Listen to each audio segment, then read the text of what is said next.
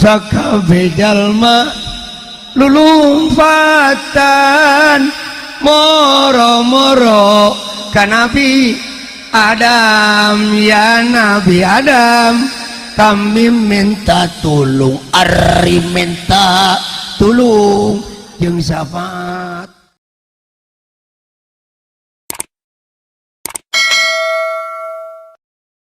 Pas dek balik Haji Pendi ka kula ngomong, kula mah mal balik cek kana. Gitu betah jasa di dieu. Pan moal tuh bisa mal kiai udah sirik balik bae, kula mah moal cenah. Gitu kan bogoh jasa cenah kanu itu. Waduh, jaheuh jelema sakituna mah. Ku kula dinasehatan Mang Haji. Assalamualaikum warahmatullahi wabarakatuh.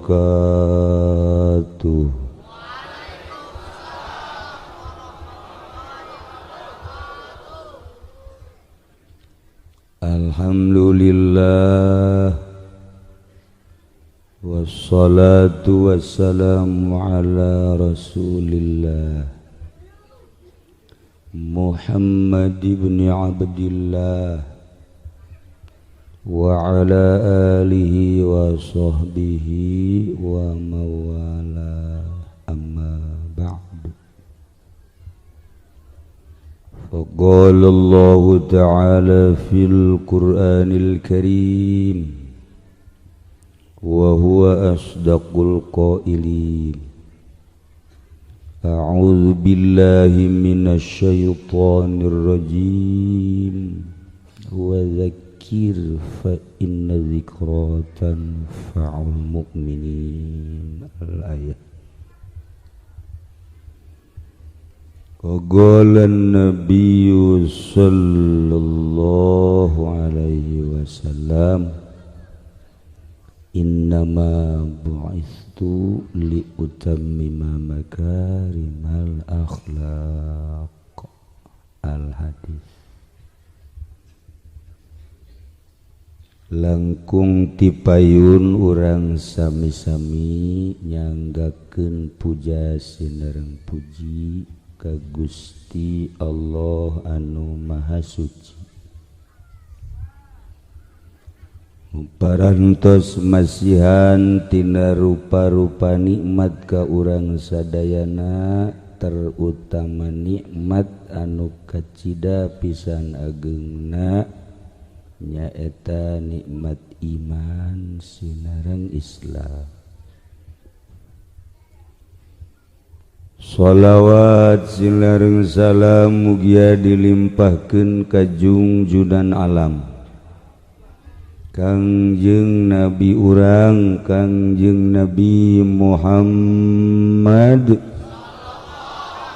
sallallahu alaihi wasallam, katut ka para kaluargina oge ka para sahabat-sahabatna, rauh para tabi'in asbat tabi'in, al-mukarramun para alimil ulama, para asatidz, para qori, para tokoh masyarakat, wabil khusus kakersana Kiai Haji anu ti Bogor, oge ka qori nu nembe parantos ngadengungkeun ayat-ayat suci Al-Quran. Mudah-mudahan kiai-kiai dipasihan kekuatan ku Gusti Allah. Aparatur pemerintahanana, sipilna, militerna nu dina kasempetan ieu hadir, anu sami kusim kuring dimulyakeun, tur urang doakeun mudah-mudahan para aparatur pemerintah, para organisasi-organisasi dipasihan kalurusan ku Gusti Allah. wabil khusus pisan tamu urang di seberang Profesor Dr. Kiai Haji Supendi. Alhamdulillah hadir di tengah-tengah urang walaupun dedelean jeung dedengian geus rada kurang. Alhamdulillah malam ieu masih diuk simpul di tengah-tengah urang. Nu sangat kusim kuring dimulyakeun pisan deui anu ngundang kasim kuring Haji Sobaruddin sababaraha kali datang ngahajat teu dipanggihan. Pertama datang kula hees padahal henteu. Sekali-sekali jawara ge dicingcet-cingcet ku urang. Digocek-gocek. Kedua kali kula aya ngan sibuk. Katilu kali ampunnya nage make bantuan sarua. Iraja na bisa kapanggihna. Ndek naon. Ternyata cak jana kiai hayang dihadiran maulid atuh aya hadir doang mah insyaallah ngadoa. Ya jeung doa mah ngomong saeutik pan sia mah kitu amat.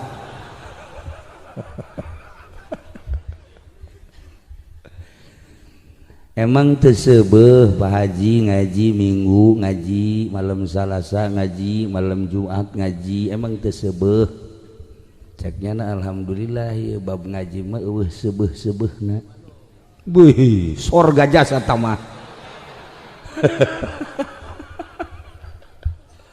Atuh aja sabar Haji Oping mantan lurah Madi bangsa nu lain jelema lah ngararaji eta.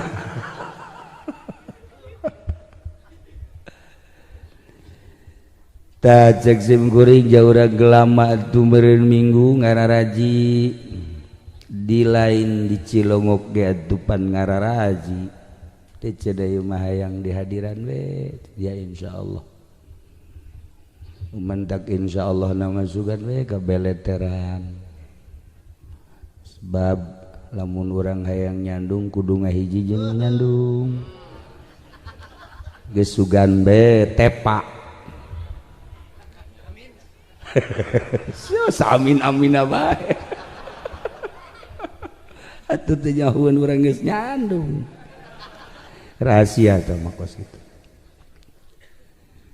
Kalayan inayah ti Gusti Allah alhamdulillah dina wengi ieu khusus dasim kuring umumna urang sadayana hadir di ieu masjid berkat cinta ka Kangjeng Nabi hese dipiceuna nembongkeun rasa cinta ka Kangjeng Nabi wani diuk di jalan. Nembongkeun rasa cinta ka Kangjeng Nabi wani ngaluarkeun ala kadar biaya. Nembongkeun rasa cinta ka Kangjeng Nabi naon bae ge loba nu dikorbankeun. Geus puguh ngarayakeun maulidan, puguh maca sholawat, jeung nu lain-lain. Ieu adalah nembongkeun rasa cinta ka Kangjeng Nabi Muhammad sallallahu alaihi wasallam. Atuh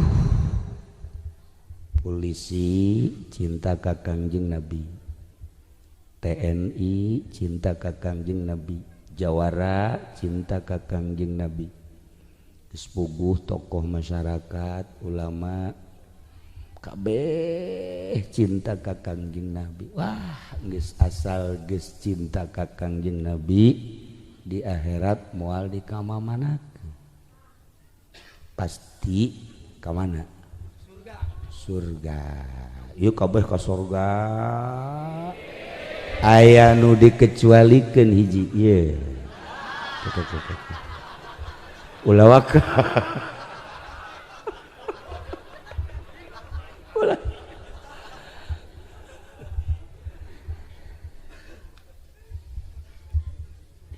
sahabat daros ka Kangjeng ya Rasulullah dupi kiamat iraha cak Kangjeng nanyakeun kiamat aya kitu geus boga modal amal naon henteu cek sahabat aya modal amal mah atuh henteu kula mah lain loba salat lain loba puasa lain loba sedekah lain aju nanyakeun kiamat kunaon emang eta be kula bab cinta jasa ka Allah jeung ka Tuhan sakit oh cak Kangjeng atuh geus bae anta ma'aman ahbabta anjeun bakal dibarengkeun jeung nu dipake ka cinta ku anjeun masyaallah cak sahabat alhamdulillahirabbil alamin kula cinta ka Allah kula cinta ka Kangjeng Rasulullah berarti bareng ke di sorga ya Allah atuh ieu pan urang ieu cinta kabeh di akhirat pasti dibarengkeun jeung saha di akhirat pasti dibarengkeun jeung saha di akhirat dibarengkeun jeung Kangjeng kahayang mah aya deuleu potongan-potongan ke si can pugu sih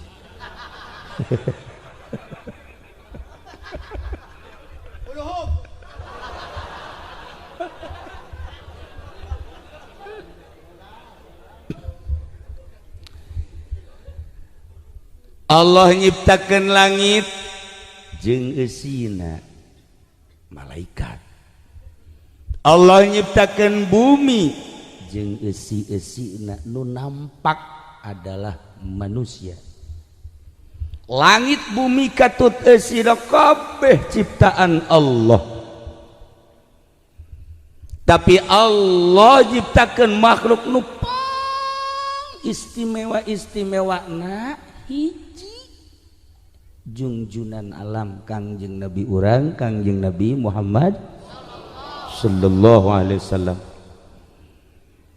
ieu paling istimewa ieu mah nu mantak disebut paling istimewa lantaran Kangjeng Nabi mah khairul anam Kangjeng Nabi mah sayyidul anam Kangjeng Nabi mah sayyidul khalaik lamun anu mondok makan ngomong kitu geus ngalarti nu mondok mata orang ngomong kos gitu tak paham coba sih ya ya tidak ya nama ada mantek pang tolol namanya tidak artinya duh masya Allah ayo jelema nu model gitunya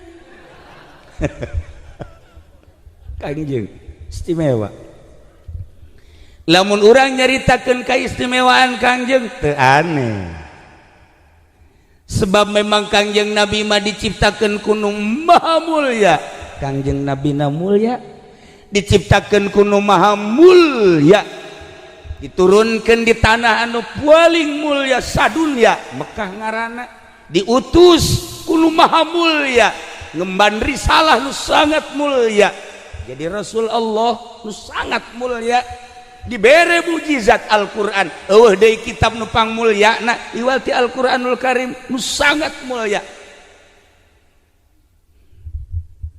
hijrah ka Madinah Madinah tanah anu mulya eueuh dongengna Muhammad dilahirkeun di gelam eueuh kiai sok sambarangan cenah sok sambarangan bae emang eueuh di gelam Muhammad loba ngan bedana Muhammad itu Kangjeng Nabi jeung Muhammad ieu lain loba bedana Kangjeng Nabi Muhammad mah Kangjeng Nabi Muhammad cek Anas bin Malik Masya Allah Karim henteu pernah kula ngambe sesengitan sesengitan naon bae sasengit Kangjeng Nabi coba Muhammad ieu atuh kula di mobil ge kieu bae ya si budak geus mandi tak encan sih sebenarnya teu pernah kaula nyekel sutra baik sutra Uzbekistan, sutra Turki, sutra berbagai negara nu sakitu lembutna asana can menggih kalembutanana seperti panangan Kangjeng Nabi. Coba sih ya, cekel leungeunna cekel, masya Allah parudan gelam eleh kunyana. Ya Allah karim. Eueuh deui lamun nyarita Kangjeng Nabi, masya Allah cak Anas bin Malik, urang berhadapan dengan Kangjeng Nabi. Kangjeng Nabi calik manusia cadiuk kabeh pangluhurna bae Kangjeng Nabi pundakna lain cara kula. Ieu sebenarnya mah kursi teu ngeunah asa ndek endogan ya kula di dieu. Ieu si oping kunaon lalakonna. Masalah si Ping ke balik acara bawa ke pondok ya. Jadi di situ mah emang kahayang aja. Tuh lamun tati nangtung jelema nu pangjangkungna saha rendengkeun jeung Kangjeng Nabi, tetep Kangjeng Nabi pangluhurna. Ya Allah ya Rabb, nu paling istimewa Kangjeng Nabi mah mun aya reungit jeung laler moal daekeun enclak moal nempel di Kangjeng Nabi. Teu daekeun laler reungit nempel ka kulit Kangjeng Nabi isineun.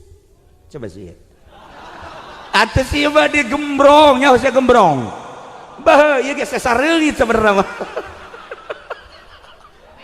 Atuh laler geus teu asa-asa deui, bahkan lain laler piteuk. Nyaok sia ka piteuk. Atuh lain nyaho-nyaho deui geus urang lembur. Piteuk nu paranti di kebo nempel kan. Lain hiji deui. Masya Allah. Berarti manusia pangmulyana Kangjeng, panghinana.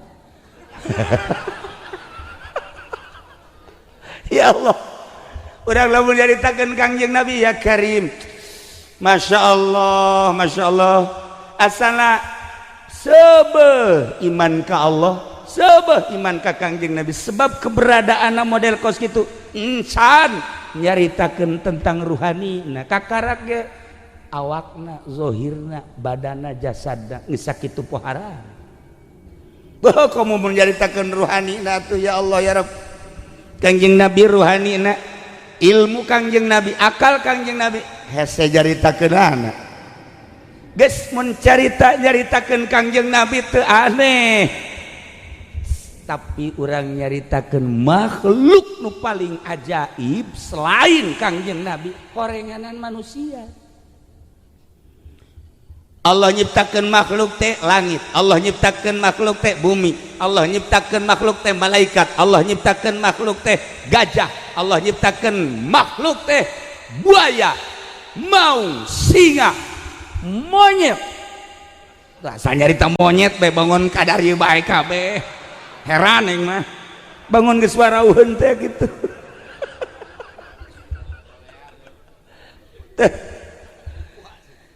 Nah, ieu makhluk-makhluk Allah kabeh istimewa sebab eueuh nu bisa nyieun ngan paling ajaib mah manusia. Di manusia aya mata tafakuran geura ku urang henteu kudu ngaheranan batur diri urang ieu mata lamun buka neuleuh satungtung deuleu masyaallah beureum buka ku urang kadeuleu neuleuh ieu mah asana karasep sabarang neuleuh ka deui Gusti. Aduh Gusti neuleuh ka ditu gareulis kadeuleu kan kabeh kadeuleu kabeh ieu keistimewaan mata henteu ajaib kumaha mata ceuli ketika urang ngadengekeun ya Allah ya Rabb radius sabaraha meter masih keneh kadenge ku urang nu normal tapi ai eta mah wallahu aalam. Irung aambean urang masyaallah Karim lisan bisa ngarasakeun ieu panas, ieu sedang, ieu tiis, ieu pahit, ieu amis, ieu dan lain-lain sebagainya. Nanti ajaib, paling ajaib sekali, perem urang, leungeun urang ngarayap. Lain seris ya. Ulah waka ka mana urang ngarayap. Cekel ku urang, oh cawambot. Cekel deui ku urang, oh ieu mah cucur. Cekel deui ku urang, oh jeruk. Cekel deui ka belah dieu, ieu mah apel. Cekel deui ka dieu, ieu si naon nya? Urang na peureum. Ieu si naon cek nyana? Kok ngagayot kieu? Henteu aneh kumaha? Mata kaji sabar mah mun rugap-ragap ja peureumnya na mah. Atuh peureum nyaho-nyaho anakan we. Atuh gua digeuteuh ka nyahoan anakna sabaraha? Teu nyaho nya mun ditanya ngaji anak sabaraha ulah nanya anak. Emang gua nanti kanyawan aing di mana meureun anak ge? Teu kanyawan. Di Subang sabaraha, di Belaraja sabaraha, di Soka sabaraha. Ih, amit-amit si budaknya. Ya Allah. Tah. Nu paling ajaib di diri manusia adalah kolbu, akal, fikir. Ieu paling ajaib. Lamun ku urang ditafakuran maha agung Allah, langit ciptaana, bumi ciptaana, seluruh ciptaana termasuk diri urang anu sakieu pangajaib-ajaibna, keajaibanana ai itu nu nyieun gedung di Jakarta, hotel di Jakarta sakitu menjulang tinggina nang manusia Masya Allah karim.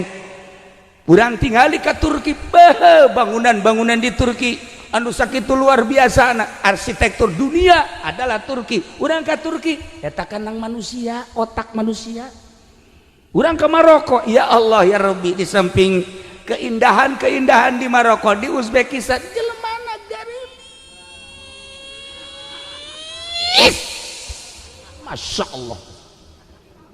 Kula ke Maroko disangka kukula jelema harideung ka di Maroko teh, ternyata barang datang ka tu Gusti Allah. Lantaran Maroko teh kapan kitu jazirah Afrika. Jadi di benak hati teh pasti harideung gajeun kukumah ge, pasti harideung. Barang datang ka ditu, ya Allah karim. Aduh, Masya Allah, hanjakal aja sabar teu milu. Nah tuh mun milu ya karim. Pas dek balik, Haji Pendi ka kula ngomong, kula mah mal balik ya kana. Gitu betah jasa di dieu. Pan moal tuh bisa mal kiai udah sirik balik bae, kula mah moal cenah. Gitu kan bogoh jasa cenah kanu itu. Waduh, jaheu ieu jelema sakituna mah. Ku kula dinasehatan Mang Haji. Kuari mah ulah gitu pikiran. Ai Mang Haji mah bogoh ka ditu wajar, ituna ka Mang Haji.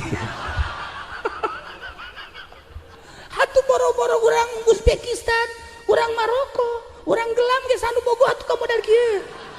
Atuh aing songkeun ka urang gelam, coba saha nu hayang kos. Ye, atuh ieu mah ja Arab lain Indonesia lain kadeu. Aya ge senjata ngan pelet be pelet. Mending mun manjur. Nah, tak ieu kan keistimewaan teh buatan manusia. Masya Allah karim. Dek neangan lu aneh, teu kudu jauh-jauh diri urang makhluk paling aneh. Mata urang aneh, ceuli urang aneh, irung urang aneh, lisan urang aneh, leungeun urang kabeh aneh. Boh bisa nyieun ieu nyieun itu, nyiptakeun ieu nyiptakeun itu. Nah, eta teh tina nu panganehna di manusia naon? Qalbu, akal. Bari jeung urang ngagunakeun akal teh cuman 2% atau sampai 4%. Titik akal urang teh aya 1 miliar persen. 1 miliar titik. Masya Allah karim. Nu dimudahkeun ku Haji Pendi paling ge nya nama hiji lah. Paling hiji lah. Tuh lamun 2 mah sugih. Hiji. Ya orang rata-rata ngagunakeun teh cuman 4 titik. Ya Allah ya Rabbi, sakieu hebatna. Boh komo lamun cara Kangjeng Nabi, ulah waka Kangjeng Nabi heula tah mah afdalul makhluqat. nabiyuna Muhammadun sallallahu alaihi wasallam. Ieu urang bae urang ieu makhluk nu pang aneh-aneh. Ulah neangan nu aneh di luareun diri urang. Nu paling aneh urang diciptakeun ku Gusti Allah di alam arwah, turun ku ari ka alam dunya. Di alam dunia bakal balik ke alam barzakh. Nu paling aneh urang di alam barzakh salamet jaga di akhirat diasupkeun ka sorga. Malaikat gideug heran. Malaikat mah ka sorga teu aneh sebabnya nama kabeh ibadah, kabeh taat, nu maksiat. Malaikat asal anu dikasorgakeun mah gideug sebab naon? Ya Allah, cak malaikat lulus nyana ieu hirup di gelam nu sakitu poharana. Gelam eta geus pangrame-ramena nagara di gelam. Rame jasa di negara gelam mah. Karameanana panglobana makhluk di gelam. Hayang tinungul jagung datang anu pendek di gelam aya. Anu putih datang anu hideung aya. Anu leutik datang anu desa beca sorangan aya. Wahai di gelam geus pokona hayang manggih anu kumaha aya. Nah, haju ieu di gelam macam-macam. Jawara ngaduk kotok gelam. Jawara gapleh gelam. Jawara siapa suka leuwihan ti aing ke dengekeun heula tolol.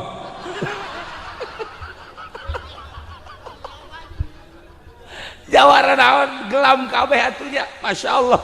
Nah ieu keur carita mabok di gelam loba, nu zinah di gelam ambalaya, anu maling gelam malulu ja. Tanyakeun ke Kakak Polsek. Asal kasus maling gelam, anak Bu Haji sabar deui.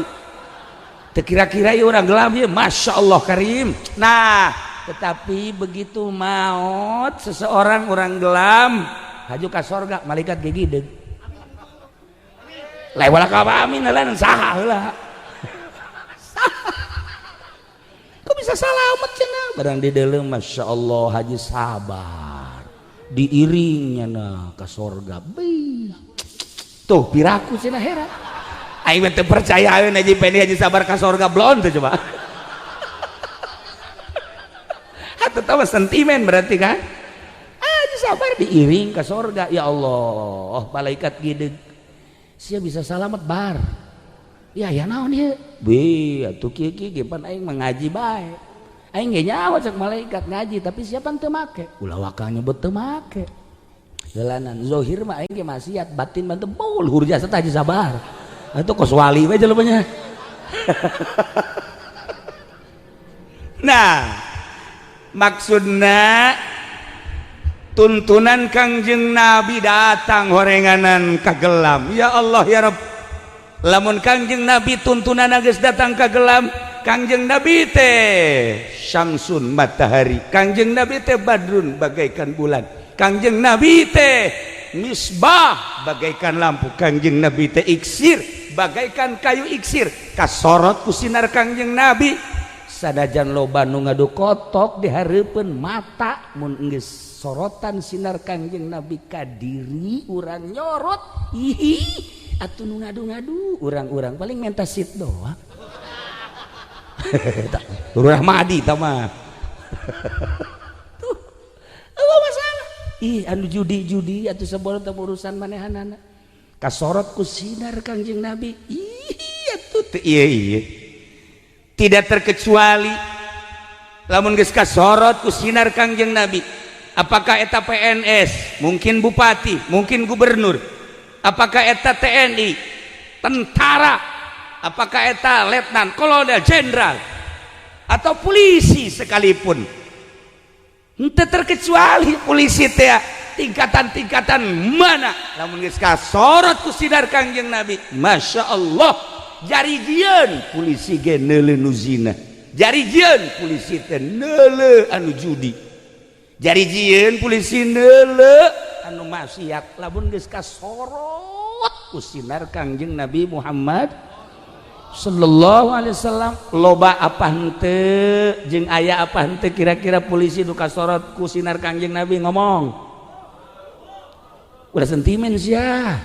Sakali deui sorotan sinar Kangjeng Nabi ka kiai mah geus jelas, sorotan sinar Kangjeng Nabi ka santri jeung ustad mah jelas, sorotan Kangjeng Nabi ku ari mah ka polisi aya teu Aisyah sok isinkeun aing babaturan aing kan polisi mah lulu eta aduh nasib polisi asa ku jore-joretingnya eta mah carita sebab meureun kadeuleu ku mata masyarakat. Di tempat judi aya polisi, di tempat maling aya polisi, di tempat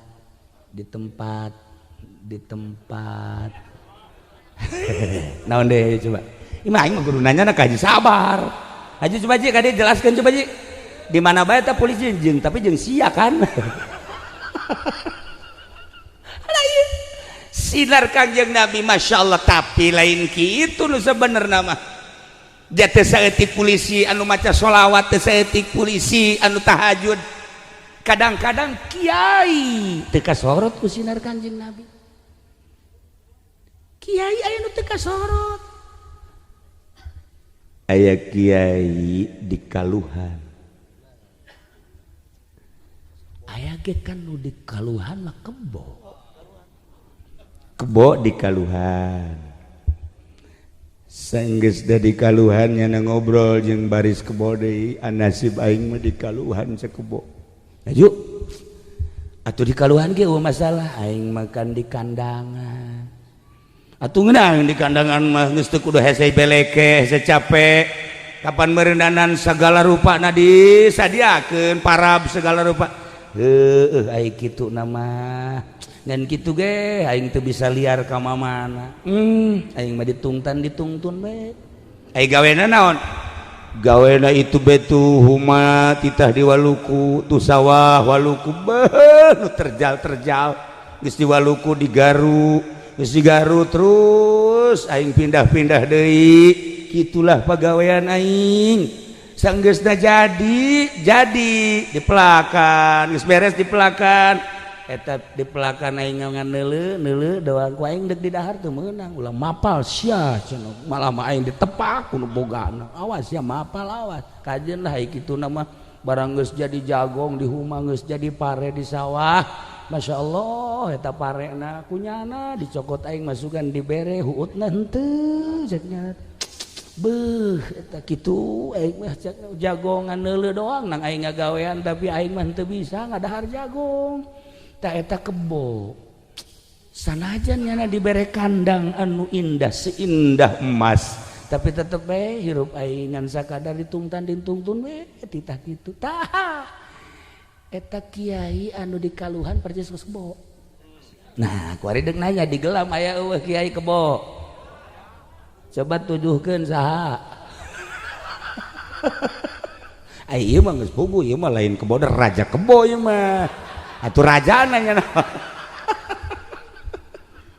nah iyalah lamun urang carita kamari toe di mingguan kuari carita kebo iya Karim horenganan nasib kebo teh di Kaluhan ditungtun teu meunang mapal ka mana-mana ketika digawe beuh pokola mah ditita gawe nu terjal nu teuas kudu bae meleng saeutik cepret emang ge ai parabna alhamdulillah hararejo beres bae tani pohoan nu bogana poho marabang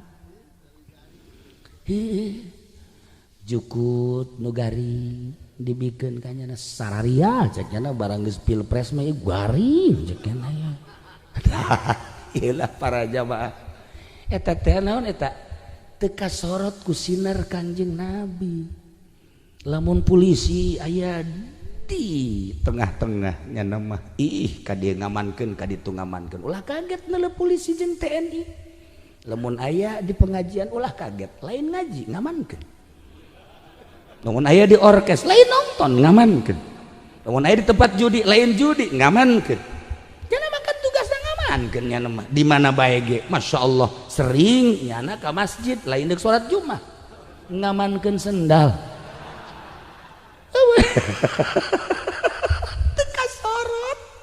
teu kasorot anu kos kitu teu kasorot kita mah lamun aya jarang tapi polisi nu kitu jarang geueuna.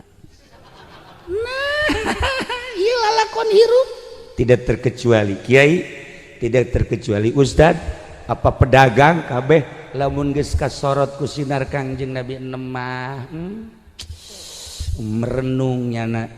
Kamari aya polisi datang ka imah langsung muka pet bae nyana. Bluk. Kenapa, Pak? Pusing saya. Kenapa Pak pusing? Aduh. Kenapa ya nasib saya jadi polisi? Gitu tolong. Atuh kunaon ka aing. Nah, iyalah para jamaah kaum muslimin wal muslimat rahimakumullah. Makhluk nu paling ajaib urang.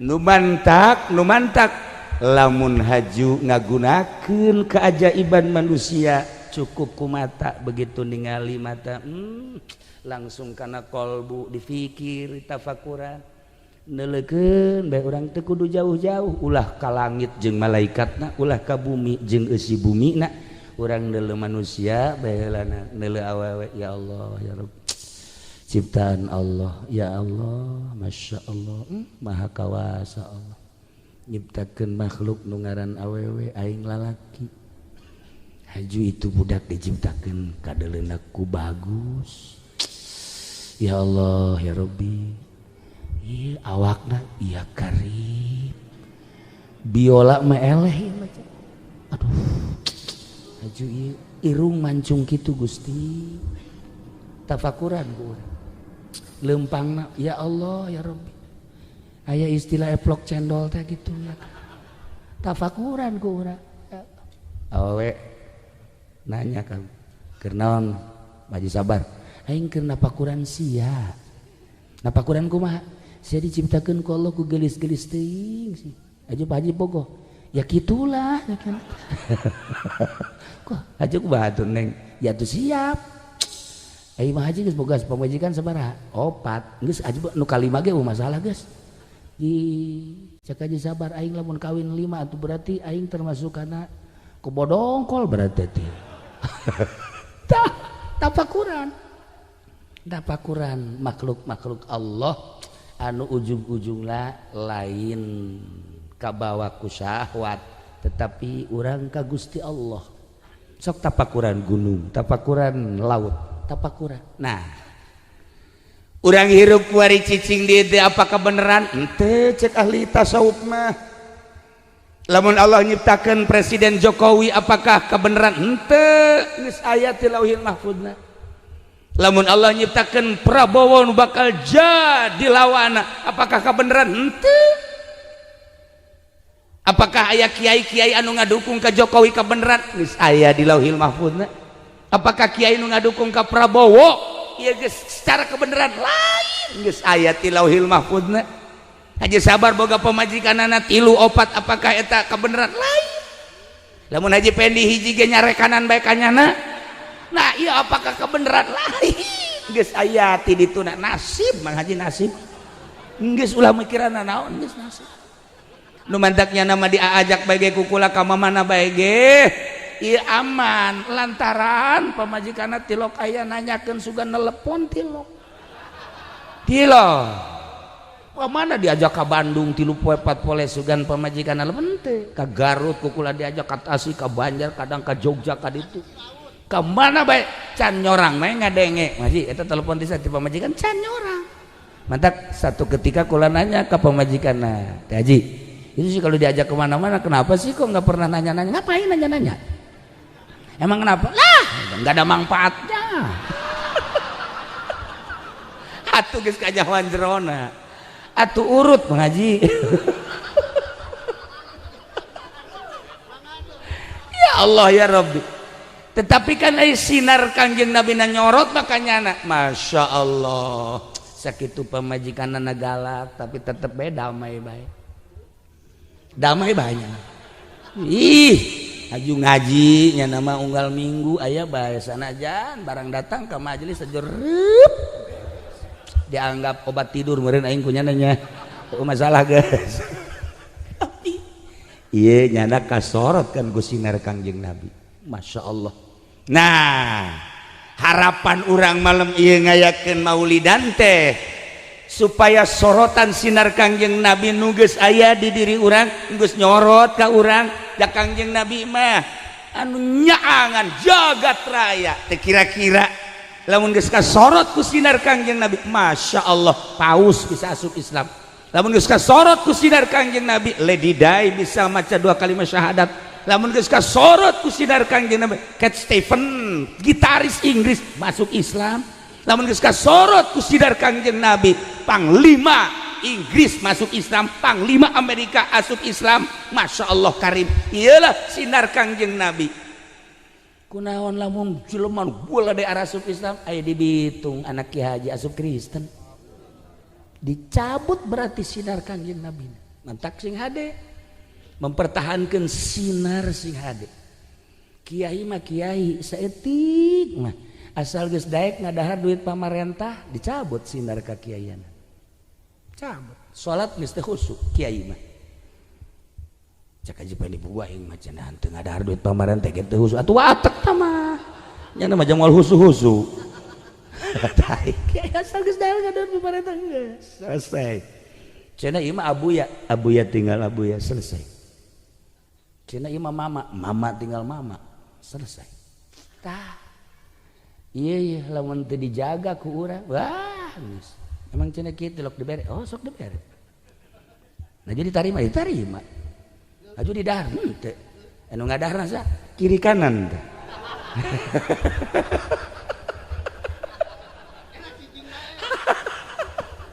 lu batak jana batu geus asal geus kikian we emang tadina ge emang teu kusu aju dibere duit kos kitu atuh geus bebeja kieu cenah asa paru yang amat geus nyaho rahasiana lah pokona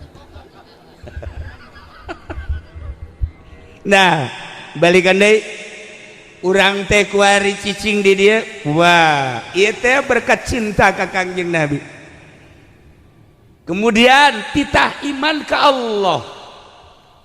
Allah cak Gusti Allah gampang nyebut iman ka Allah mah tetapi mun bener anjeun cinta ka aing cak Allah tuturkeun Muhammad Qul in kuntum tuhibbunallah fattabi'uni yuhibbukumullah wa yaghfir lakum al-ayat maneh mun bener cinta ka Allah tuturkeun nabi aing tuturkeun Muhammad fattabi'uni cak Kangjeng Nabi bohong jelema cinta ka Allah teu nuturkeun Kangjeng Nabi bohong jelema bogoh ka Allah lamun teu nuturkeun Kangjeng Nabi sebab Kangjeng Nabi nu mantak tita dituturkeun uswah laqad kana lakum fi rasulillahi uswatun di diri Kangjeng Nabi teh aya contohna maka disipatan uswahna disipatan ku uswah hasanah contoh nu bagus urang deuk nyieun baju kudu make pola nu bagus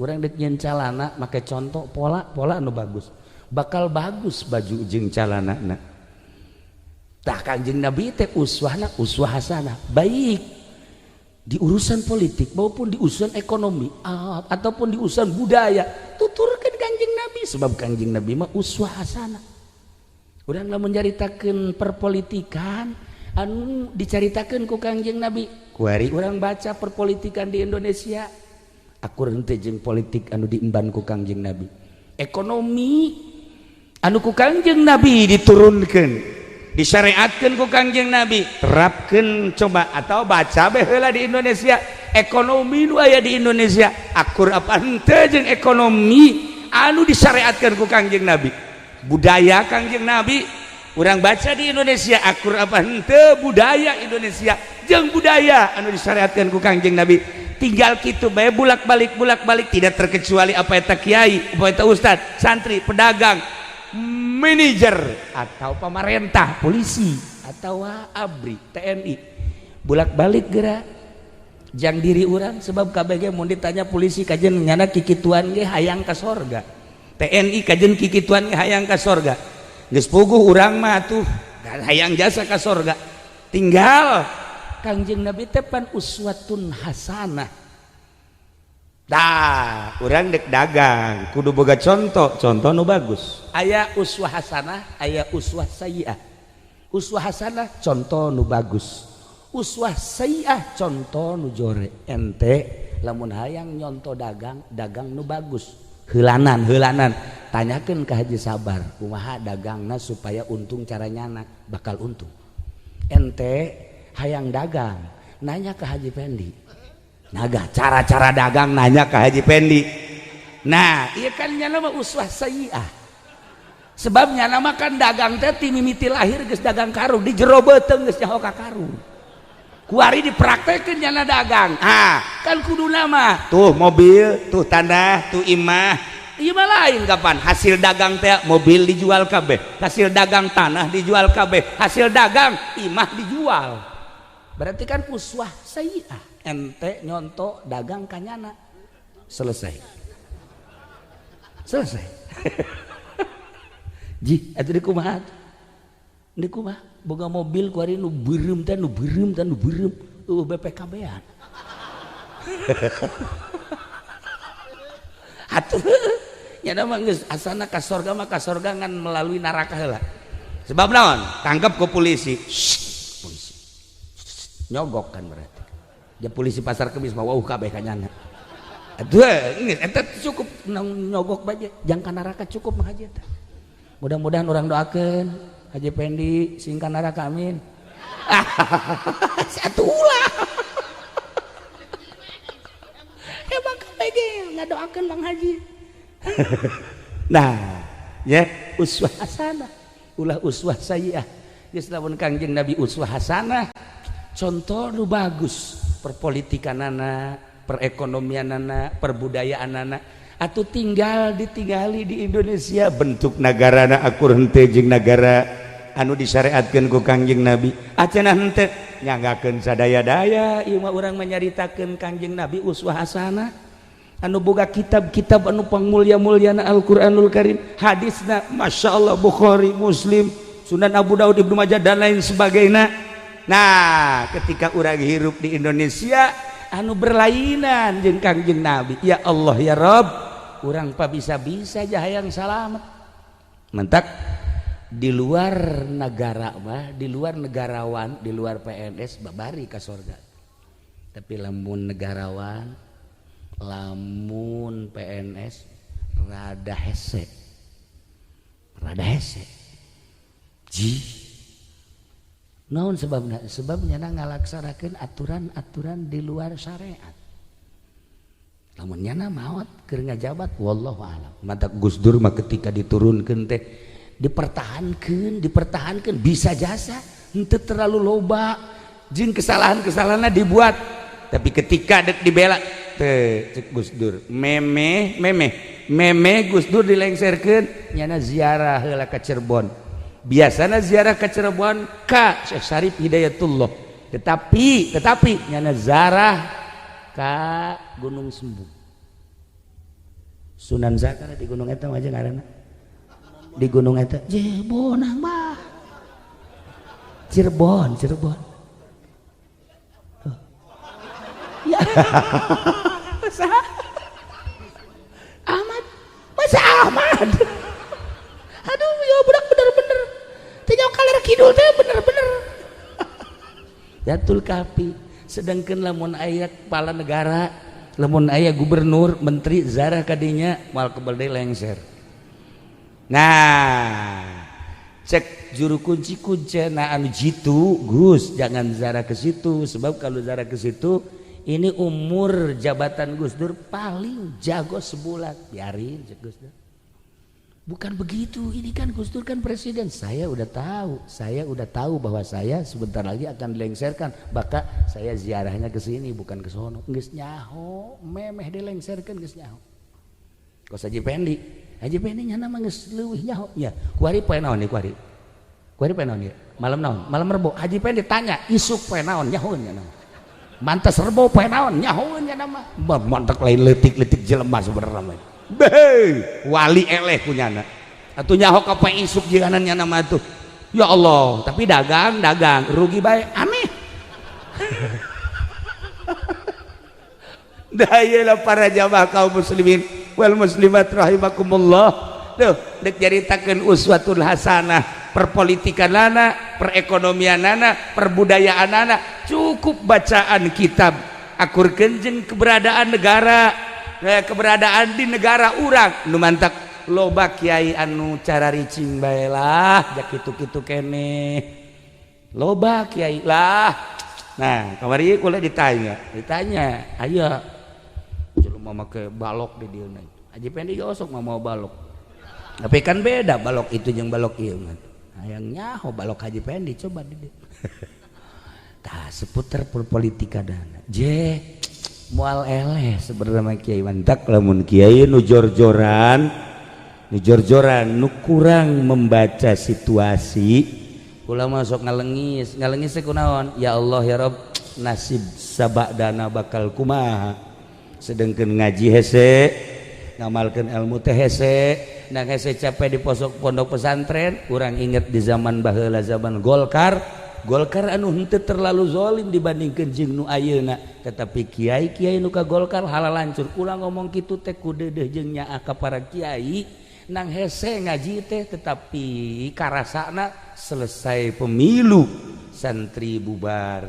pengajian bubar lantaran mendukung seseorang ilmu kiai lain jang seseorang sarua perpolitikan teh lain jang seseorang sarua perekonomian lain jang seseorang lamun kula ngebongkar perekonomian Indonesia ieu teh perekonomian tinggal ngejebredkeun doang naon maksudnya perekonomian di Indonesia teh aya hubungan urang teh dagang urang teh ngajalankeun duit rakyat tetapi ieu teh jang rakyat apa jang seseorang tah lamun dibukakeun muringkak bulu nah perpolitikan perekonomian dan lain sebagainya nu mantak geus we urang ngadoakeun mudah-mudahan saha bae nu menang presiden ieu negara urang aman nyana ngalaksanakeunna bisa jujur jeung adil urang rakyat sesuai jeung konsep kepala negara memberikan ketenangan dan kebahagiaan untuk rakyat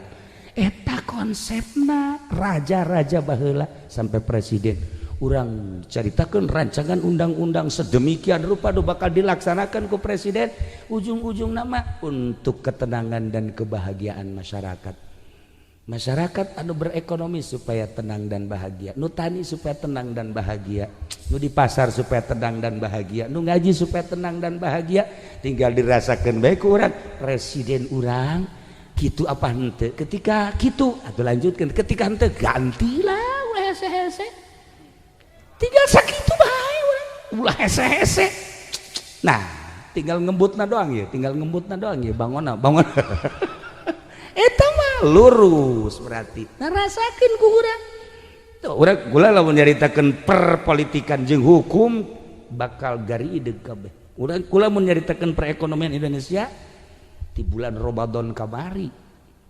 meeting internasional saha kiai atuh siapa teu percaya kan kai siapa teu percaya kan kai dah ye nyana bingungeun aya surat hadir kula di satu forum nyana nyahoan tah suratna aya tanda tangan aya sementara di dituna teh 3 poe di satu tempat aju ieu kiai iraha ka dituna jaknya atuh sia ulah loba omong diputerkeun heuleun sia loba omong teu bingungeun nyana ieu tatar hadir aya selama 3 poe di ditu jadi kiai aya bae teu ka mana duh nu mantap lamun kula nyandung malah anu nyaho siapa sok ngaju macem-macem guys ngajina sakieu heulanan kayak urang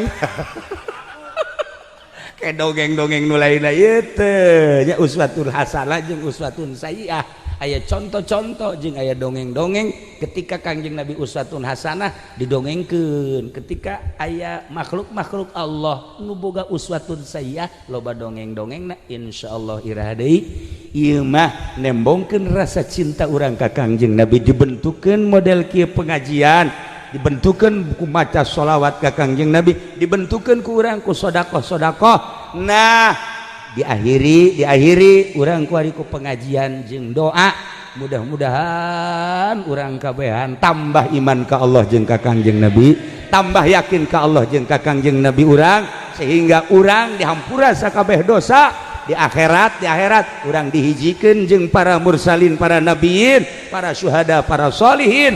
Sabada dihampura kabeh dosa, urang dipimpin ku Kangjeng Nabi menuju surga Allah Subhanahu wa taala.